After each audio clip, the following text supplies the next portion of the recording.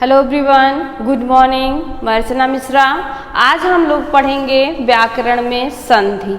यह संधि बहुत इम्पॉर्टेंट चैप्टर है, बहुत इम्पॉर्टेंट टॉपिक है। इसको बहुत ध्यान से समझिएगा आप लोग। संधि क्या है पहले ये जानते हैं। दो वर्णों के मेल से जो परिवर्तन, विकार या बदलाव होता है वह संधि कहलाता है।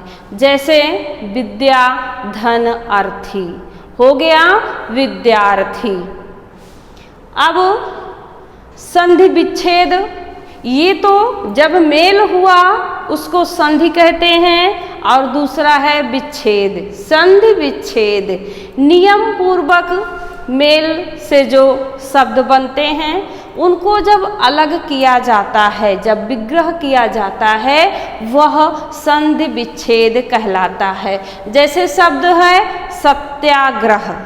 सत्याग्रह यह सत्य धन आग्रह दो शब्दों से मिलकर बना है। जब इसको तोड़ेंगे दोनों अलग हो जाएगा, सत्य धन आग्रह। दूसरा है न्यायालय।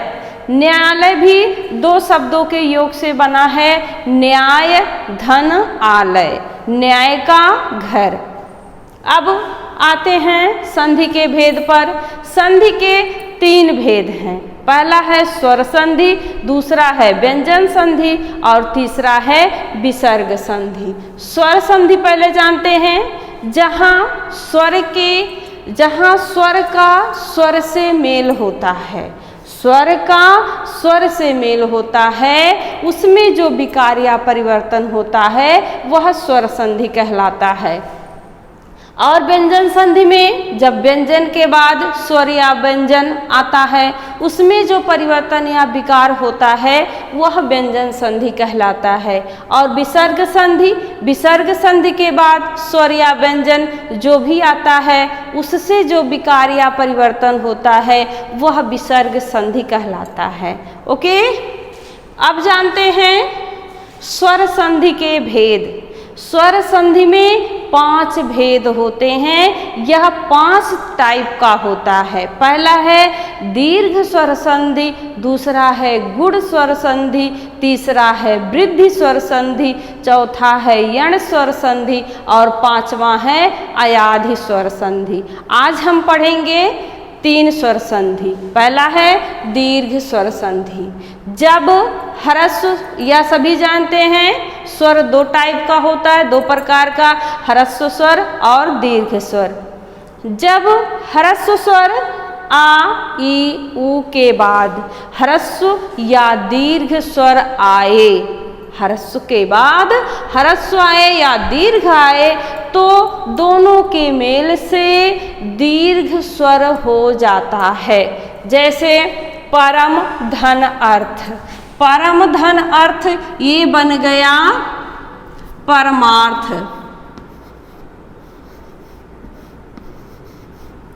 परमार्थ ये ह्रस्व आ प्लस ह्रस्व आ बराबर हो गया दीर्घ आ। और दूसरा है कवि धन ईश शब्द हो गया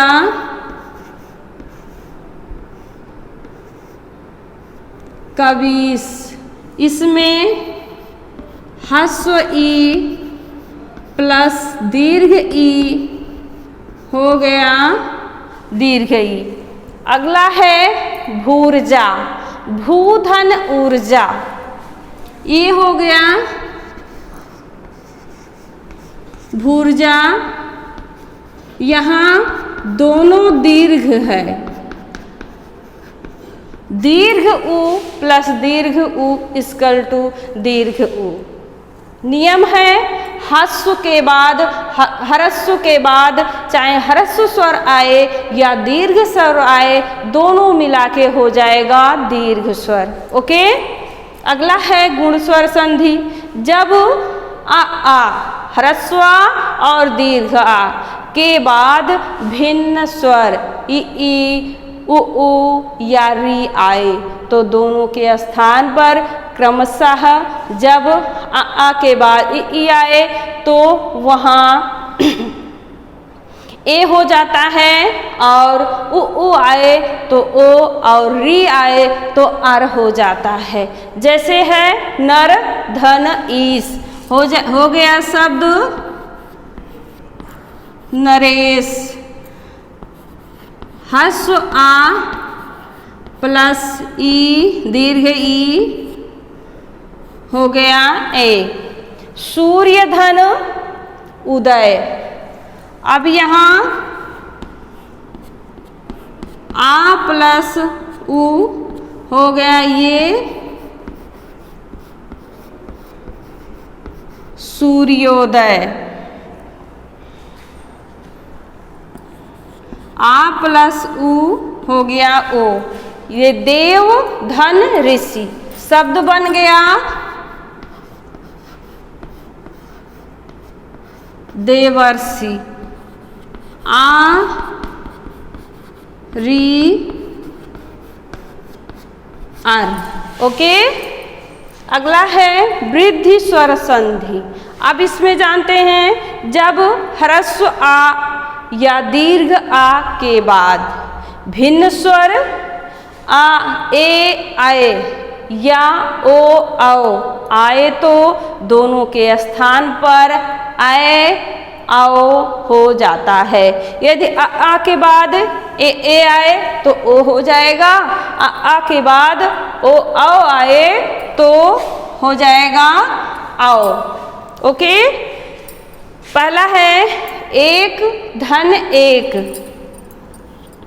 हो गया ये एक का एक। आ धन ए बराबर हो गया आए।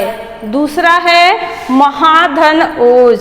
अब है इसमें आ चाहे ह्रस्व आ हो या दीर्घ आ हो, तो यहाँ है दीर्घ आ। दीर्घ आ के बाद ओ चाहे ओ हो या औ हो, तो यहाँ है ओ। अब ये हो जाएगा महोज, ये बराबर हो गया आओ। दूसरा है महाधन औषधि। अब यहाँ भी दीर्घ आ प्लस आओ बराबर हो जाएगा आओ, शब्द बन जाएगा